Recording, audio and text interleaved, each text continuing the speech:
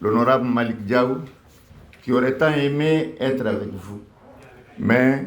qui est maintenu ailleurs par d'autres agendas. Il vous remercie infiniment pour votre présence à cet important atelier d'immersion sur le code minier, la loi relative au contenu local et leur décret d'application. Il ne doute point que vos travaux seront des plus fructueux. Mesdames, Messieurs, comme vous le savez certainement, le secteur minier est devenu au fil des ans un domaine essentiel dont le contrôle et le suivi n'a pas été souvent assuré par l'État malien de manière heureuse. Le gouvernement de la transition, sous le leadership éclairé du président de la transition, général d'armée Assimi Goïta, a commandité un audit du secteur minier qui a malheureusement révélé plusieurs irrégularités au détriment de l'État malien et des intérêts nationaux. L'adoption de la loi 2023-040 du 29 août 2023 portant code minier en République du Mali et de la loi 2023-041 de la même date relative au contenu local dans le secteur minier a eu pour objectif de remédier à ces irrégularités en plaçant les intérêts du pays au premier plan et surtout en impliquant les nationaux dans la chaîne d'exploitation, de commercialisation et de la sous-traitance. Messieurs les ministres, honorables membres du Conseil national de transition, mesdames, messieurs, la vision stratégique des autorités de la transition s'articule autour d'une réforme profonde du secteur minier visant à accroître la souveraineté de l'État et à maximiser les retombées économiques pour notre pays et l'ensemble de nos populations.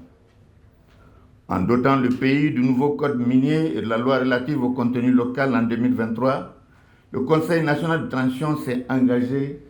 résolument dans la refondation de ce secteur si stratégique afin que les ressources de notre sous-sol brillent d'abord pour les Maliennes et les Maliens. Dans cette phase de refondation, le Conseil national de transition a eu essentiellement pour souci de rendre les textes plus conformes aux aspirations du peuple souverain du Mali. À la suite de leur promulgation, le Conseil national de transition a organisé un premier atelier d'immersion à l'intention de ses membres et du personnel administratif afin de partager les principales innovations. Dans la même logique, nous nous retrouvons aujourd'hui après l'adoption des principaux décrets d'application du code minier et de la loi relative au contenu local afin de donner plus de précision aux membres du Conseil national de transition en vue de les outiller davantage pour une meilleure vulgarisation. En effet, l'objectif principal de l'atelier est de former les membres du Conseil national de transition sur les décrets d'application du code minier et de la loi relative au contenu local en vue de faciliter les prochaines vulgarisations.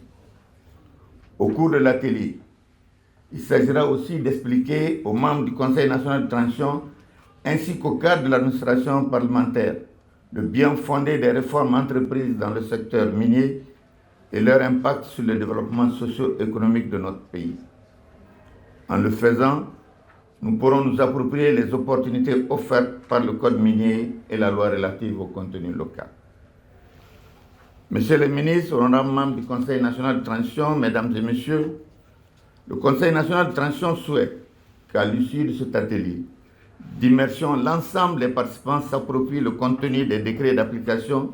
du code minier et de la loi relative au contenu local, entre autres le bien fondé des réformes entreprises dans le secteur minier et leur impact sur le développement socio-économique de notre pays. Il s'agit pour notre institution, en dehors de son rôle législatif et de contrôle de l'action gouvernementale, de créer des espaces d'échange avec les ministères techniques et de renforcer les liens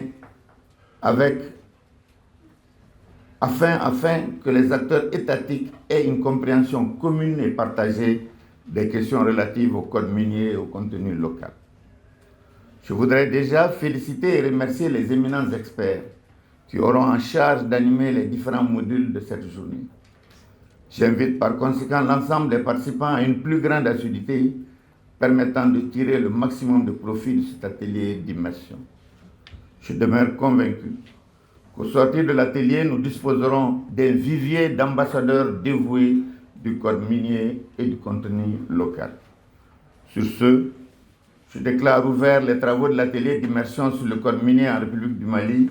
et la loi relative au contenu local dans le secteur minier et leur décret d'application à l'intention des membres et du personnel administratif du Conseil national de transition. Je vous remercie de votre très aimable attention.